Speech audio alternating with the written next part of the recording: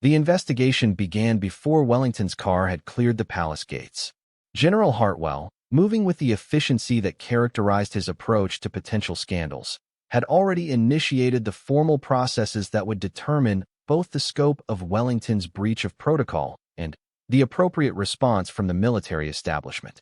Within 6 hours of the confrontation, video footage from multiple sources had been compiled and reviewed by senior officers who specialized in military justice and public relations.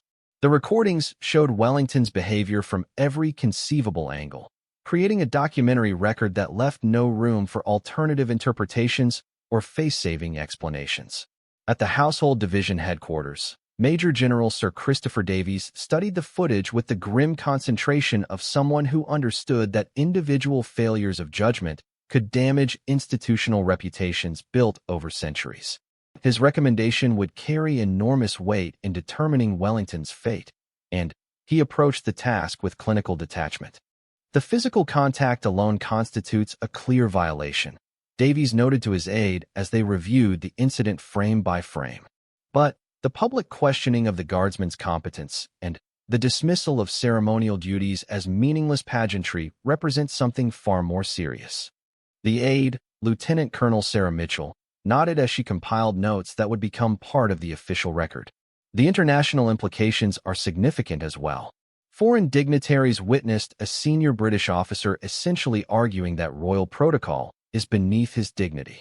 Meanwhile, Wellington sat in his study at home, staring at a computer screen displaying news coverage that had already spread across 3 continents.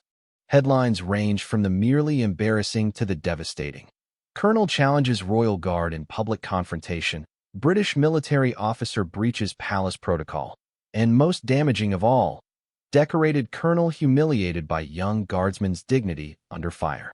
The telephone had been ringing constantly since his return from the palace, but Wellington could not bring himself to answer calls from journalists seeking comment or colleagues offering support that felt more like sympathy for the condemned. His wife, Margaret, had retired to her garden after attempting several conversations that had died in uncomfortable silence.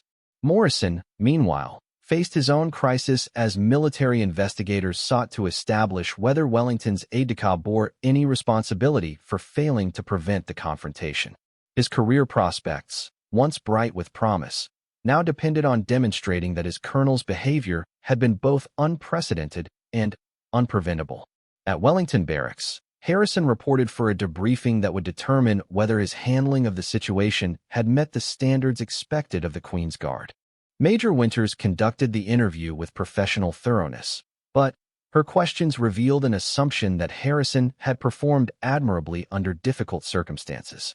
"Guardsman Harrison," she began, "please describe your thoughts during the colonel's initial approach." Harrison's response demonstrated the same measured precision he had shown during the confrontation itself. "Ma'am, I recognized Colonel Wellington as a senior officer and initially expected routine interaction. When he began questioning my service record and attempting to engage me in conversation during ceremonial duties, I followed established protocol by politely declining to respond. And when he made physical contact, that action constituted interference with royal duties, requiring immediate and clear response. I informed him of the violation and requested compliance with protocol." Harrison's words carried no hint of satisfaction at Wellington's downfall, only professional assessment of a situation that had required firm action. Winters nodded, making notes that would become part of Harrison's permanent record. "Your responses were entirely appropriate and demonstrated excellent judgment under pressure. This incident will be recorded as exemplary performance of duty under unusual circumstances." The contrast between Harrison's evaluation and Wellington's growing crisis illustrated the fundamental difference between their approaches to military service. Where Wellington had seen an opportunity to assert dominance, Harrison had recognized a test of character that required dignity rather than confrontation. By the end of the week, Wellington faced a formal board of inquiry charged with determining appropriate disciplinary action. The panel included officers whose own service records were beyond reproach, men and women who understood that military justice required accountability regardless of rank or previous achievement. The hearing room at the Ministry of Defense felt sterile and intimidating as Wellington took his assigned seat, flanked by legal counsel who had already advised him that the evidence was overwhelming and options for defense were limited. Across from him sat officers who would decide whether his career ended in disgrace or merely disappointment. General Hartwell served as the panel's senior member, his presence lending gravity to proceedings that would be studied in military law courses for decades. His opening statement established the scope of the investigation with clinical precision. This inquiry concerns allegations that Colonel Marcus Wellington violated established protocol during ceremonial duties at Buckingham Palace, engaged in conduct unbecoming an officer, and brought discredit upon Her Majesty's armed forces through his public behavior. The evidence presentation took less than 2 hours, as video recordings and witness statements created a narrative that required little interpretation. Wellington's defense counsel attempted to emphasize his service record and suggest that stress from recent operations had affected his judgment, but the panel's questions focused on immediate accountability rather than mitigating circumstances. When called upon to address the panel directly, Wellington rose with movements that showed every year of his military service plus the weight of public humiliation. His prepared statement had been carefully crafted to accept responsibility while preserving what remained of his dignity.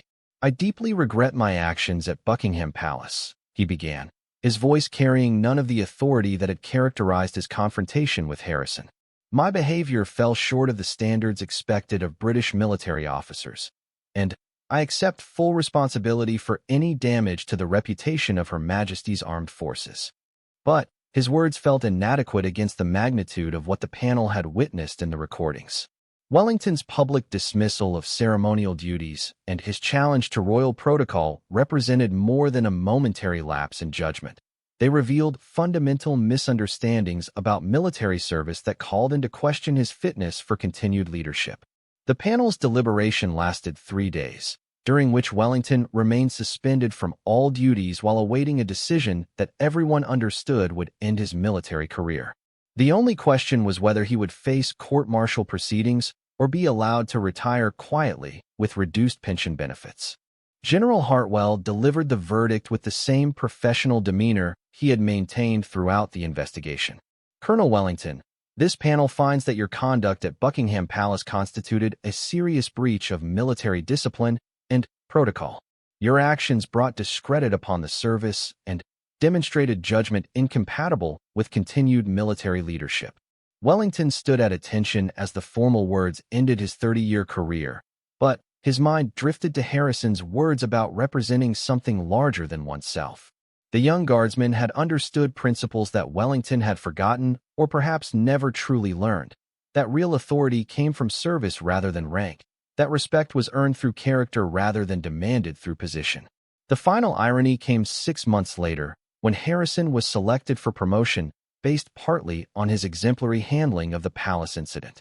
His personnel file noted that he had demonstrated exceptional military bearing under pressure and had upheld the honor of the Queen's Guard despite significant provocation from a senior officer. Wellington, meanwhile, found himself working as a security consultant for private corporations, his military pension reduced, and his reputation forever defined by 30 minutes of catastrophic judgment. He occasionally caught news coverage of military ceremonies where Harrison's unit performed their duties with the same precision and dignity he had witnessed that morning at Buckingham Palace. The lesson that Wellington learned too late was one that Harrison had understood from the beginning of his military service. True authority comes not from the power to command others, but from the strength to command oneself. Military rank might grant temporary dominance, but military honor required constant demonstration through actions that served something greater than personal ambition. Years later, when military academies studied the incident as an example of leadership failure, instructors would emphasize that Wellington's greatest error was not his disrespect toward Harrison, but his fundamental misunderstanding of what it meant to represent the crown. He had seen ceremonial duties as empty pageantry, while Harrison understood them as sacred trust. The palace guards continued their duties with the same unwavering precision that had characterized their service for centuries. each young soldier carrying the knowledge that they represented not only themselves, but every military professional who had ever worn the uniform. And tourists continued to photograph them, unaware that they were witnessing demonstrations of the very principles that make military service meaningful: duty over comfort, service over self, and honor over personal advancement. Wellington's confrontation with Harrison became a cautionary tale told in officers' messes and leadership seminars, a reminder that respect must be earned anew each day regardless of past achievement, and that true military bearing reveals itself most clearly not in moments of triumph, but in moments of testing when character matters more than rank. The ceremony proceeded with the mechanical precision that royal events demanded, but beneath the surface formality, electric tension crackled. Through every interaction, Wellington took his assigned place on the reviewing platform, but his presence there felt hollow and temporary. Every military officer on the platform had either witnessed the confrontation or heard about it through the whispered communications that moved through formal gatherings like wildfire. General Sir Robert Hartwell, the ceremony's senior military representative, watched Wellington settle into position with the expression of someone who had already received urgent briefings about the morning's events. At 61, Hartwell commanded respect throughout the British military establishment, and his assessment of Wellington's behavior would carry weight far beyond this single ceremony. The first musical piece began, performed by the Household Cavalry Band with the flawless execution expected at royal occasions. But cameras throughout the crowd focused as much on Wellington's rigid posture as on the performers, capturing images that would appear in newspapers around the world within hours. His face had taken on the gray pallor of someone experiencing profound shock, the kind that comes from realizing that 30 years of carefully built reputation can collapse in 30 minutes.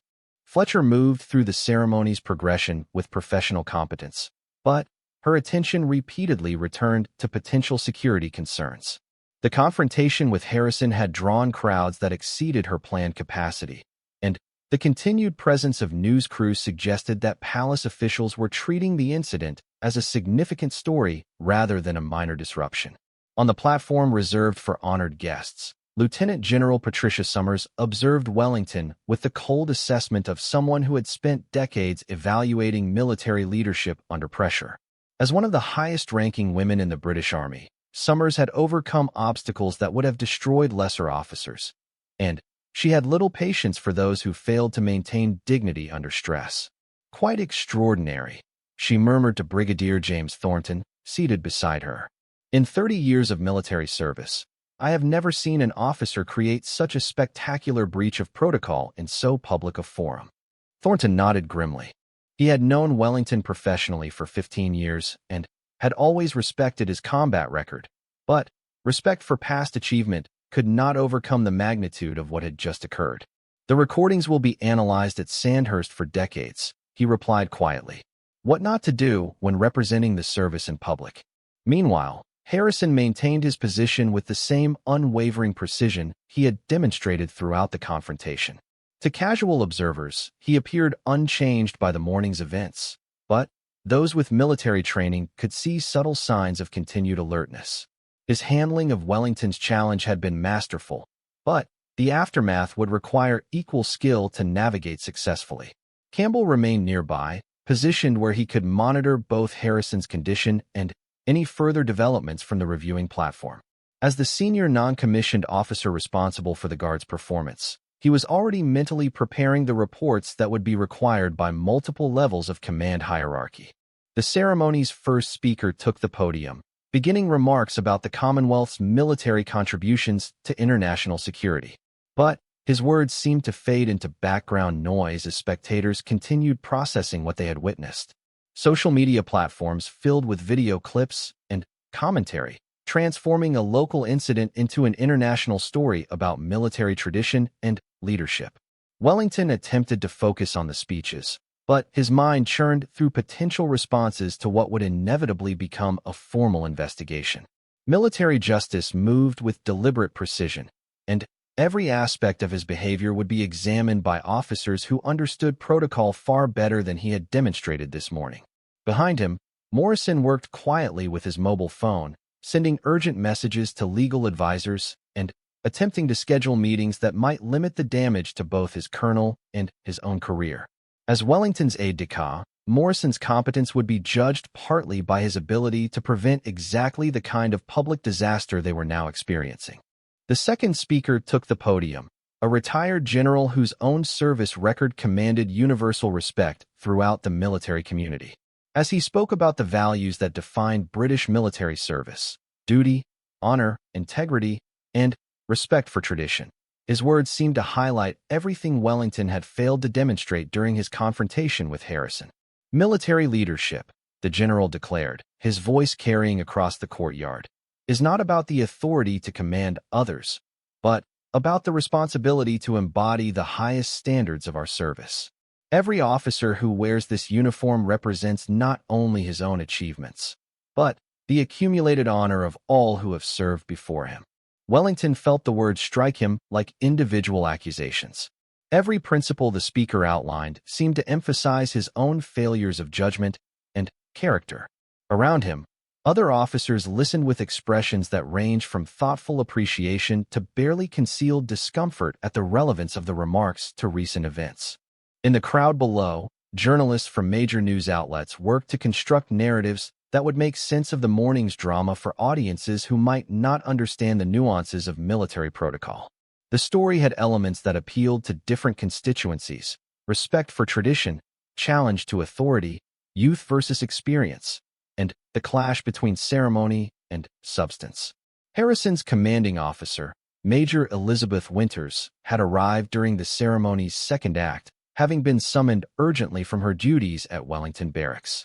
Her assessment of the situation would prove crucial to Harrison's career prospects, as incidents involving public confrontations always required careful evaluation regardless of fault or justification. Winters positioned herself where she could observe both Harrison and the continuing ceremony while receiving briefings from Campbell about the specific details of what had occurred. Her questions were precise and professional, focused on establishing facts rather than assigning blame. But Wellington's behavior appeared indefensible from any angle. "Has Guardsman Harrison maintained protocol throughout?" she asked Campbell quietly. "Exemplary performance under extraordinary pressure," Campbell replied. His responses were textbook correct, and his composure never wavered despite significant provocation. Winters nodded, her expression revealing nothing but her mind already working through the administrative requirements that would follow. Military careers could be destroyed by single incidents, but they could also be enhanced by demonstrations of exceptional character under pressure. Harrison appeared to have navigated between these extremes with skill that spoke well of his training and temperament. The ceremony's climax approached with the presentation of commendations to selected military personnel representing different branches of Commonwealth service. Wellington was scheduled to receive recognition for his operational leadership in Afghanistan, an honor that had been arranged weeks earlier, but now felt surreal given the morning's events. General Hartwell took the podium for the presentation portion, his bearing suggesting complete comfort with military formality despite the unusual circumstances that had preceded his remarks. When Wellington's name was called, the colonel rose and moved toward the podium with mechanical precision, but his face reflected none of the pride typically associated with such recognition. "Colonel Marcus Wellington," Hartwell announced, his voice carrying no hint of the conversations he had already conducted about the morning's incident, "is recognized for exceptional leadership during Operation Herrick, where his tactical decisions and personal courage contributed significantly to mission success and the safety of British personnel." The words felt hollow to Wellington as he accepted the commendation, knowing that his reputation would forever be defined not by decades of competent service, but by 30 minutes of catastrophic judgment. The applause from the crowd seemed polite but restrained, lacking the enthusiasm typically reserved for military heroes. As he returned to his seat, Wellington caught sight of Harrison's position across the courtyard. The guardsman remained motionless and professional, but his presence served as a constant reminder of everything Wellington had gotten wrong about leadership, respect, and military values. The ceremony concluded with musical honors and the gradual dispersal of official participants, but Wellington remained seated as others filed past him toward waiting vehicles. He understood that leaving the palace grounds would mark the beginning of a process that would likely end his military career, and he seemed reluctant to take that final step. Morrison approached carefully, his own future uncertain given his association with Wellington's actions. "Sir, the car is waiting," he said quietly, extending an invitation to dignity that his colonel might not deserve, but certainly needed. Wellington rose slowly, his movements showing every one of his 52 years plus the weight of knowledge that respect once lost might never be recovered. Around him, the palace grounds returned to their normal rhythm of tourist activity and ceremonial routine, but the echoes of his confrontation with Harrison would resonate through military circles for years to come. As they walked toward the waiting car, Wellington realized that the young guardsman he had attempted to diminish had instead provided him with the most expensive education of his military career. The lesson about respect, tradition, and true authority had been delivered with precision that would be studied in leadership courses long after both he and Harrison had left the service. But the greatest irony was still to come, as events set in motion by his morning's arrogance would demonstrate the difference between holding authority and commanding respect in ways that Wellington was only beginning to understand. The aftermath of Wellington's final outburst settled over the palace courtyard like smoke from a battlefield. RSM Campbell's face had transformed from professional concern to something approaching disbelief, while Fletcher clutched her clipboard with white knuckles, realizing that the carefully planned ceremony had just become a footnote to what would likely be remembered as one of the most spectacular breaches of military protocol in recent memory. Harrison remained perfectly still throughout Wellington's tirade, but something subtle had changed in his posture. Where before he had maintained the regulation stance of a guardsman on duty, now he carried himself with the bearing of a combat veteran who had been personally insulted by someone who should have known better.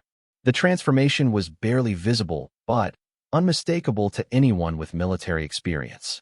Campbell took a step closer to Wellington, his voice dropping to a tone that every soldier in earshot recognized as dangerous territory.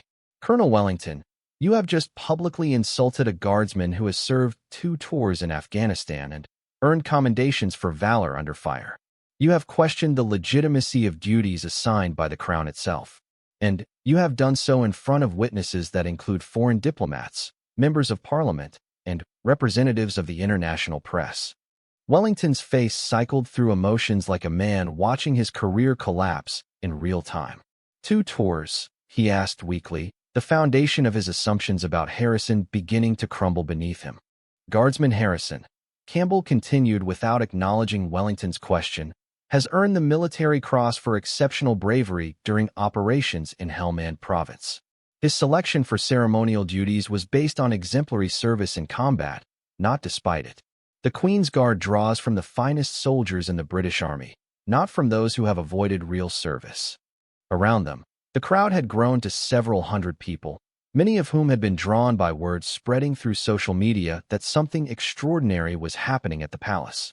Professional photographers had arrived to supplement the amateur recordings, and news crews were setting up equipment with the efficiency that suggested major story potential. Morrison moved closer to his colonel, his face pale with the realization that damage control was no longer possible. "Sir," he whispered urgently, "we need to leave immediately and contact legal counsel." But Wellington seemed incapable of movement, frozen by the magnitude of his miscalculation. His entire worldview had been built on the assumption that his rank and experience placed him above question or challenge. The revelation that Harrison was not only a combat veteran, but a decorated one had shattered that foundation completely. Fletcher, meanwhile, had activated her emergency protocols, speaking rapidly into a discreet microphone connected to palace security. Within minutes, senior officials would be briefed on what was rapidly becoming a public relations disaster with international implications. The ceremony honoring Commonwealth military service had been overshadowed by a confrontation that questioned the very nature of military honor and tradition. Campbell was not finished with Wellington. Having established Harrison's credentials, he now turned his attention to the broader implications of what had occurred. "Colonel, you have suggested that ceremonial duties are beneath the dignity of real soldiers.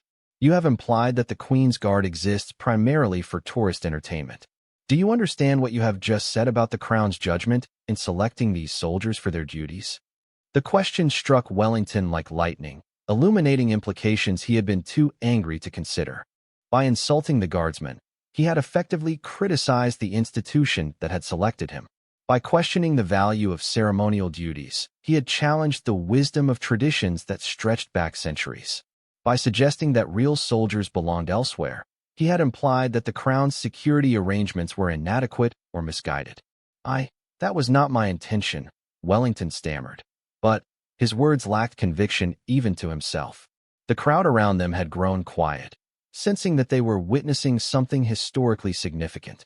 Harrison spoke again, his voice carrying across the courtyard with clarity that suggested years of giving orders under combat conditions. "Sir, if I may address the Colonel's concerns about ceremonial duties versus combat service." Campbell nodded once, a gesture that gave Harrison permission to speak while maintaining the formal structure that governed their interaction. What followed would be replayed countless times in military academies and analyzed in leadership courses for years to come. "Colonel Wellington," Harrison began, his eyes meeting Wellington's directly for the first time since the confrontation began. "You are correct that I am young, and you are correct that your service record spans decades while mine spans years. But you are incorrect about the nature of the duties I perform here." Wellington found himself leaning forward despite his anger, compelled by something in the guardsman's tone that demanded attention. "Every day that I stand at this post," Harrison continued, "I represent every soldier who has ever worn this uniform. I carry the honor of men who died at Waterloo, who held the line at Rorke's Drift, who went over the top at the Somme, and who stormed the beaches at Normandy. When tourists take photographs, they are not seeing Thomas Harrison from Manchester. They are seeing the British Army itself." The words fell across the courtyard like cannon fire, each phrase measured and deliberate. Wellington felt something cold settling in his stomach as he began to understand the true scope of his error.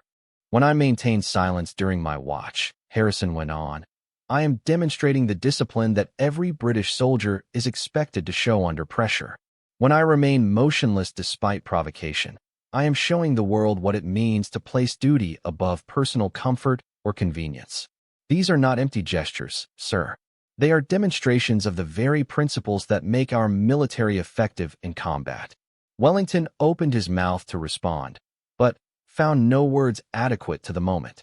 Around him, he could hear the whispered comments of spectators who were recording every word for posterity. "You asked about my combat experience," Harrison said, his voice never rising but somehow filling the entire space around them. "I have served in operations where split-second decisions meant the difference between life and death for my mates. I have carried wounded soldiers through enemy fire and made choices that kept young men alive to return to their families. But the same discipline that kept me steady under Taliban fire is what keeps me steady here, representing something larger than myself." Campbell watched the exchange with the satisfaction of someone seeing justice served with surgical precision. Wellington had challenged Harrison's credentials and questioned his worth as a soldier. Now the guardsman was demonstrating, with words rather than weapons, why he had been chosen for duties that required the highest standards of military bearing. "The tourists who photograph me," Harrison continued, "are taking pictures of British military tradition that stretches back centuries. The children who ask their parents about my uniform are learning about service and sacrifice. The foreign dignitaries who observe ceremonial protocols are seeing the stability and continuity that make our nation respected worldwide. Every moment I spend at this post serves our country's interests, just as your combat service has served those interests in different circumstances." Wellington felt the weight of hundreds of eyes upon him, each gaze carrying judgment of his behavior and his words. He had come to the palace expecting to be honored for his service, to receive recognition for decades of military achievement. Instead, he had become the villain in a story that would be told for generations about respect, duty, and the true meaning of military honor. "I have never questioned your service records, sir," Harrison said, his tone carrying no hint of malice or revenge. "Your accomplishments in combat speak for themselves, and any soldier would be proud to serve under an officer with your experience. But I cannot allow you to diminish the importance of duties that I have been entrusted to perform, duties that connect me to every soldier who has ever served the crown." Fletcher found her voice in the silence that followed Harrison's words. "Colonel Wellington, the ceremony is scheduled to begin in 5 minutes. I strongly suggest that you take your assigned position so that we might proceed with honoring military service across the Commonwealth." But Wellington remained frozen, staring at Harrison with an expression that mixed anger, embarrassment, and something approaching respect for the way the young guardsman had handled himself under pressure. The confrontation had begun with Wellington's assumption of superiority based on rank and experience. It was ending with a demonstration that true military bearing had nothing to do with the number of bars on one's shoulders. Morrison took his colonel's arm gently, but firmly. "Sir, we really do need to move." His words carried the urgency of someone who understood that further delay would only compound the damage already done. Campbell stepped between Wellington and Harrison, his presence serving as both protection for the guardsmen and a clear signal that the confrontation had reached its conclusion. "Colonel, your position is on the reviewing platform. Guardsman Harrison will maintain his post here as assigned. I suggest we all proceed with our respective duties." The crowd around them began to shift and move as the formal ceremony called them back to its original purpose. But everyone present understood that what they had just witnessed would be remembered long after the planned speeches and presentations were forgotten. They had seen authority challenged and dignity maintained, watched tradition triumph over arrogance, and observed a lesson in military leadership delivered by one of the youngest soldiers present. Wellington allowed Morrison to guide him toward the reviewing platform, but his mind reeled with the implications of what had just occurred. Every step carried him further from any possibility of salvaging his reputation from the morning's events. Behind him, Harrison returned to the perfect stillness expected of his position, but the echoes of his words continued to resonate through the gathering crowd. As they reached the platform, Wellington realized that the ceremony about to begin would be the last official function he would attend as a colonel in Her Majesty's army. The young guardsman he had attempted to humiliate had just taught him a lesson in military honor that would haunt him for the rest of his life. Power can blind even the most decorated military officers. In the grandest palace corridors where tradition meets authority, where centuries-old protocols govern every breath and movement, one moment of arrogance can shatter careers and expose the true meaning of honor. What happens when a high-ranking military colonel, drunk on his own importance and countless battlefield victories, decides to test the limits of his authority against someone he considers beneath him? What occurs when that someone happens to be a royal guard, a silent sentinel bound by oaths older than nations, trained to protect dignity itself? This is not a story of military might versus ceremonial duty. This is not a tale of old traditions crashing against modern power. This is the true account of how one colonel's single act of disrespect in front of hundreds of witnesses created a chain reaction that would be whispered about in military academies and palace halls for decades to come. The crowd that day expected to witness a routine ceremony. Instead, they became witnesses to something far more powerful. The moment when true character revealed itself, when real authority showed its face, and when a lesson in respect was delivered with such precision that it left even seasoned military veterans speechless. Some lessons can only be taught once. Some moments can never be forgotten. This is one of those moments. The morning sun cast long shadows across the marble courtyard of Buckingham Palace as Colonel Marcus Wellington adjusted his dress uniform for what he believed would be another routine ceremonial appearance. His chest bore the weight of 30 years of military service, Distinguished Service Order, Military Cross, and campaign medals that told stories of conflicts from the Falklands to Afghanistan. At 52, Wellington had commanded respect in every theater of war he had entered, and today felt no different. The colonel's weathered hands smoothed down his perfectly pressed uniform as he surveyed the gathering crowd. Tourists, dignitaries, and members of the press had assembled for the annual ceremony honoring the Commonwealth's military contributions to the crown. It was Westminster's way of showing appreciation, and Wellington had been selected to represent the Army's finest. His reputation preceded him wherever he went, a man who had earned his rank through blood, sweat, and an unwavering commitment to military excellence. "Quite the turnout today," remarked Lieutenant Colonel James Morrison, Wellington's aide-de-camp, as he approached with the day's program clutched in his hand. Morrison had served under Wellington for 3 years and had learned to read his commanding officer's moods like weather patterns. Today, something felt different. There was an edge to Wellington's demeanor, a swagger that seemed more pronounced than usual. Wellington's gray eyes scanned the ornate palace facade, taking in the red-coated sentries standing motionless at their posts.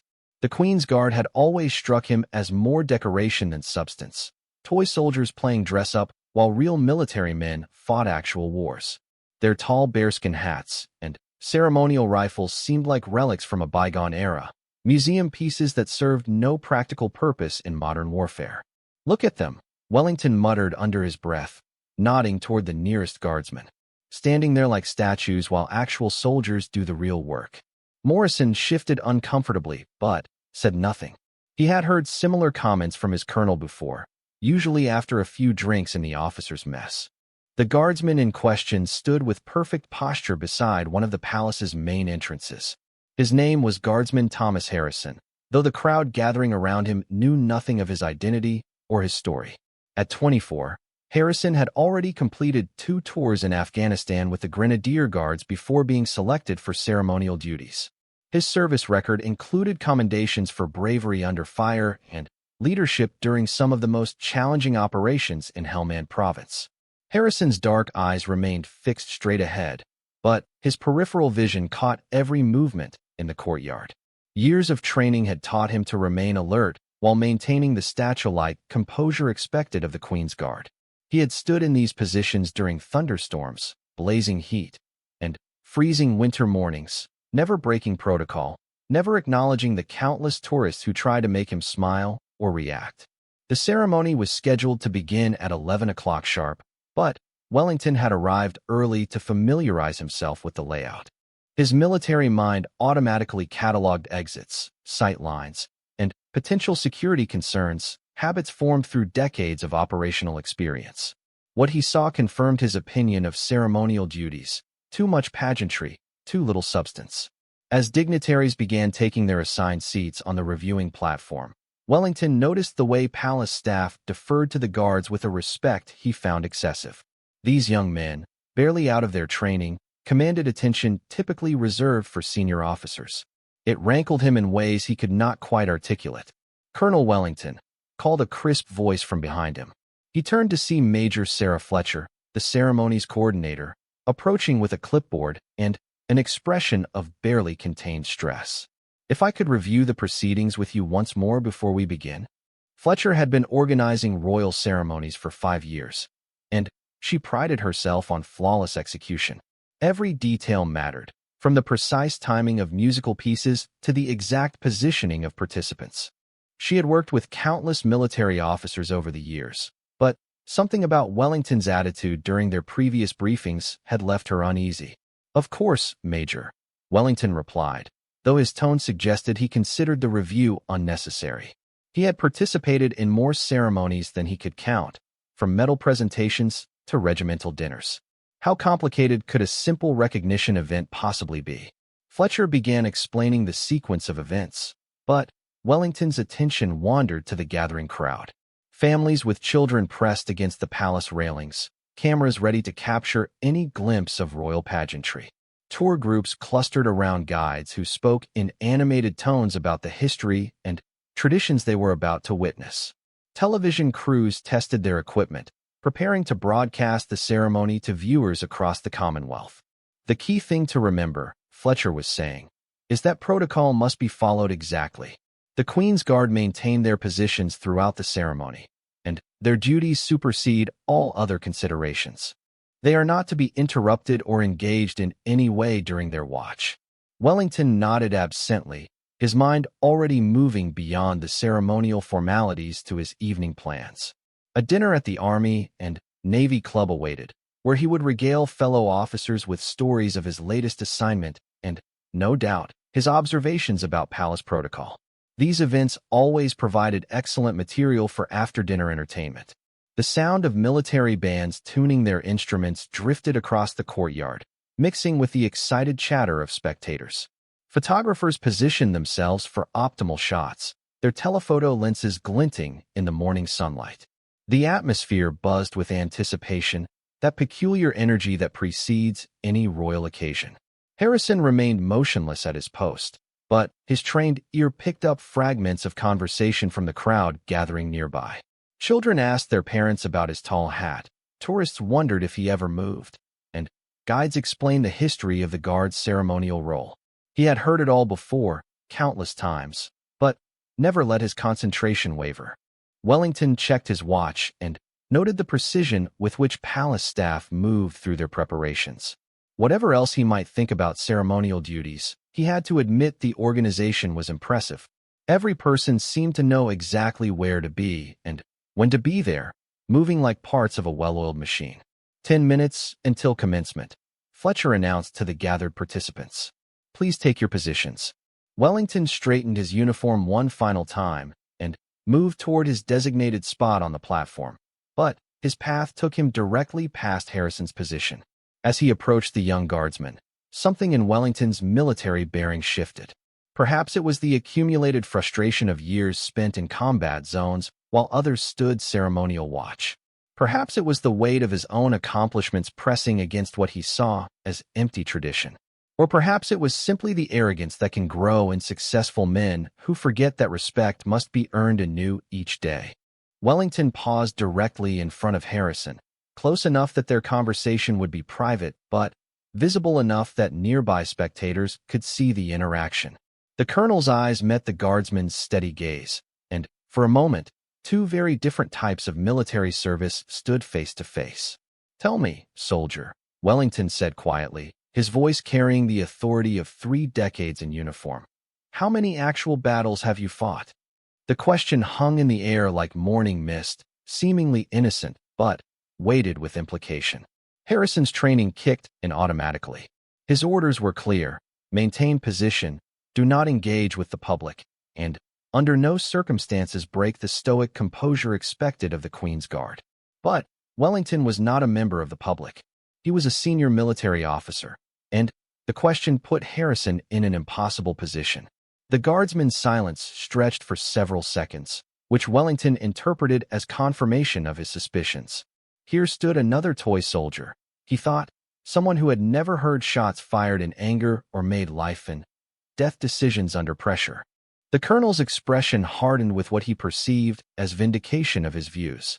"I thought as much," Wellington continued, his voice still low but carrying a note of dismissal that nearby spectators began to notice. "All ceremony and no substance. When real soldiers are fighting real wars, you're here playing dress-up for tourists." The words struck Harrison like physical blows, but his face remained impassive. 3 years of combat experience, 2 Purple Hearts earned in Afghanistan, and countless nights spent under enemy fire meant nothing in this moment. His oath as a Queen's Guard required absolute silence, even in the face of insult from a superior officer. But something else was happening in the crowd around them. Fletcher, who had been monitoring the ceremony preparations, noticed the unusual interaction and began moving closer. Several photographers, always alert for unexpected moments, quietly adjusted their positions.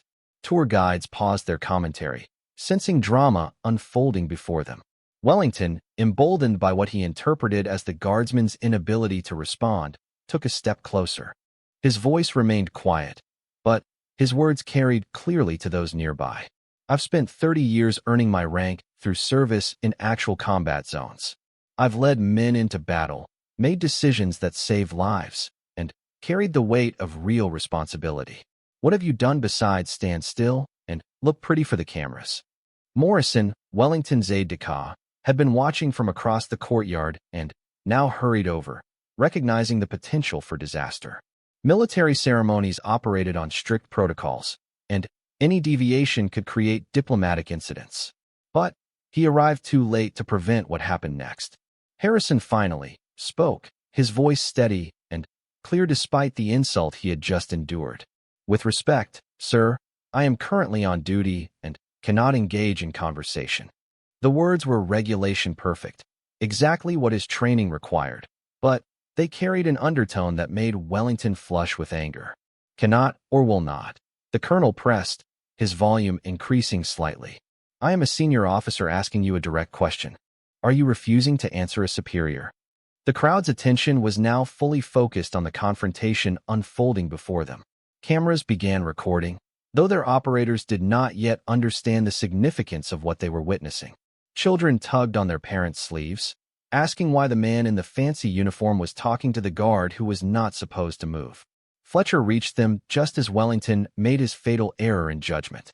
Perhaps frustrated by Harrison's continued composure, perhaps driven by a lifetime of having his authority unchallenged, the colonel reached out and placed his hand firmly on Harrison's shoulder, a gesture that in civilian contexts might seem minor, but in this setting violated centuries of protocol and tradition.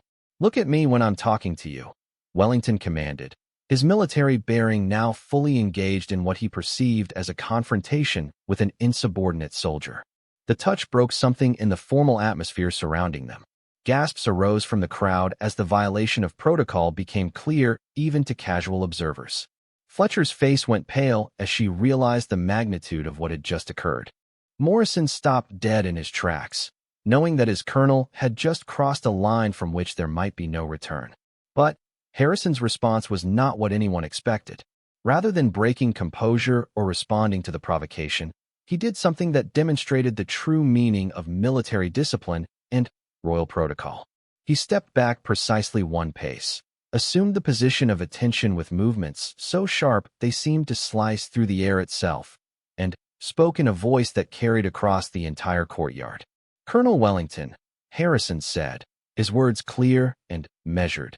You are interfering with a Queen's Guard in the execution of his duties. You will step back immediately. The words hit the crowd like electricity. Here was not a ceremonial decoration or a tourist attraction, but a soldier asserting his authority based on duty, tradition, and the weight of history itself. Wellington found himself staring into eyes that held no fear, no deference to rank, and no willingness to be diminished. For the first time in 30 years, Colonel Marcus Wellington realized he had miscalculated completely. But the moment had been set in motion, and there would be no stopping what came next. The silence that followed Harrison's words seemed to stretch across centuries of military tradition. Wellington stood frozen, his hand still extended where it had been on the guardsman's shoulder, his face cycling through expressions of surprise, anger, and something approaching disbelief. No enlisted man had spoken to him in such a manner since his early days as a lieutenant, and certainly never in front of hundreds of witnesses. The crowd around them had grown larger, drawn by the unusual nature of the confrontation. What had begun as casual tourist observation had transformed into something far more significant. Smartphones emerged from pockets and purses, their cameras capturing every moment of what was rapidly becoming a diplomatic incident in the heart of London's most sacred ceremonial space. Fletcher found her voice first, stepping forward with the authority of someone whose job depended on maintaining royal protocol. Colonel Wellington, please step away from the guardsman immediately. Her words carried the weight of centuries of palace procedure, but Wellington seemed unable to process what had just occurred. Did that soldier just give me an order? Wellington asked, his voice rising with indignation. I am a colonel in Her Majesty's army. I have commanded regiments, led operations, and earned my rank through 30 years of distinguished service. He turned to face the growing crowd, as if seeking validation from their response. This boy is questioning my authority? Harrison remained at attention, his rifle held in the precise position required by regulations written in the reign of Queen Victoria and refined through generations of service. But his eyes never left Wellington's face, and those who looked closely could see something steel-hard in his gaze, not defiance, but absolute certainty in the righteousness of his position. Morrison finally reached his colonel's side, his face flushed with embarrassment and concern. As Wellington's aide-de-camp, any breach of protocol reflected directly on his own competence. Sir, he said quietly, perhaps we should return to our positions for the ceremony. But Wellington was not finished. The challenge to his authority had touched something deep in his military soul, something that could not be satisfied with a quiet withdrawal. He had built his career on commanding respect, on being the highest-ranking person in any room, on having his word treated as law by subordinates. This young guardsman's refusal to acknowledge his superiority felt like a personal attack on everything he had worked to achieve.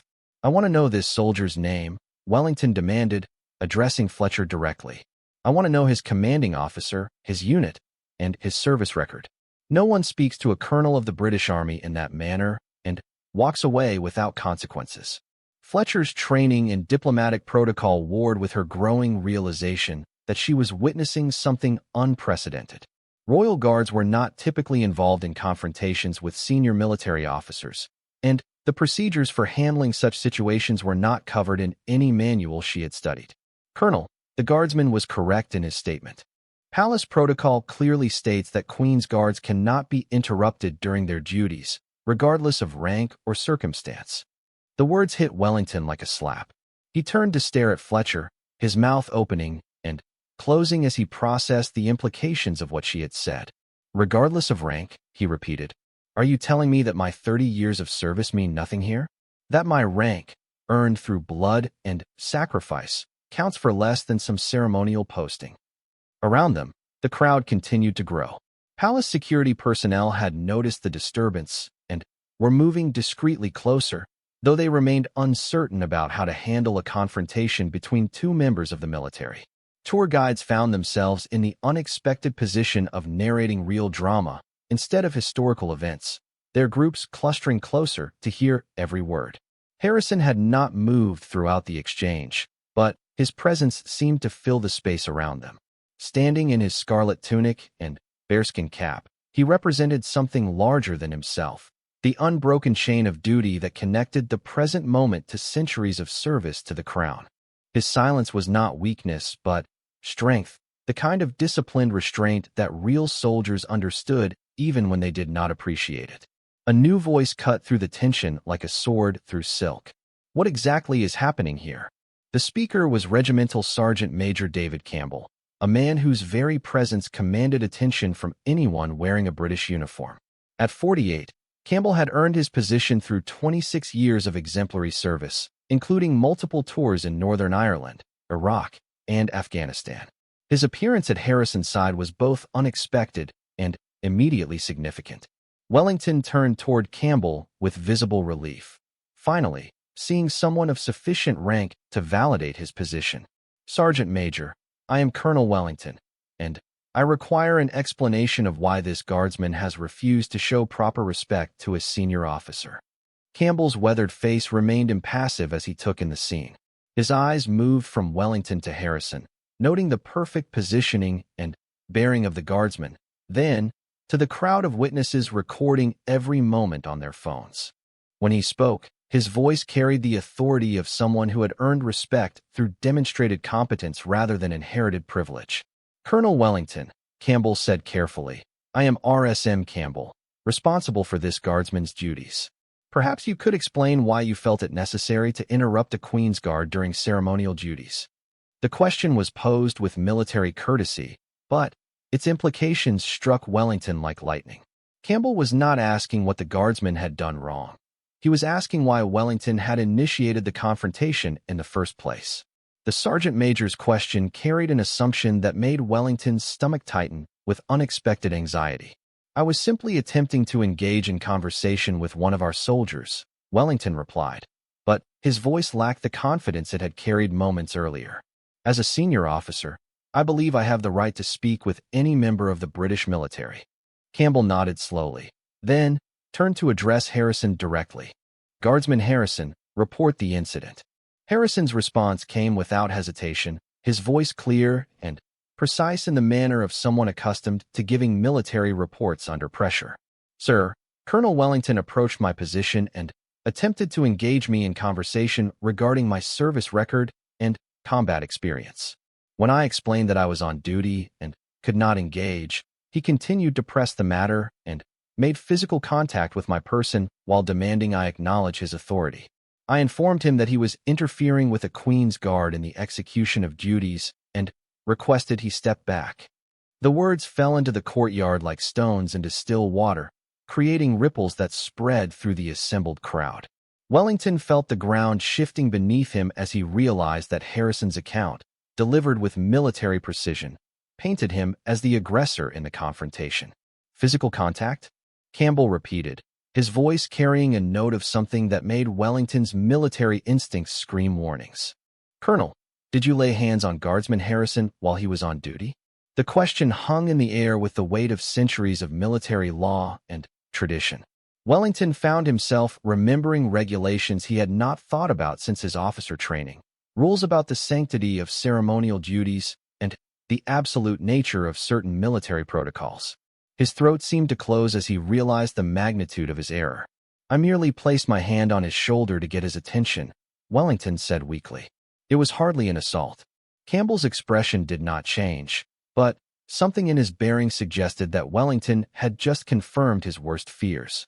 Colonel, you physically touched a Queen's Guard while he was performing ceremonial duties in front of witnesses that include foreign dignitaries and members of the press. Are you aware of the implications of that action?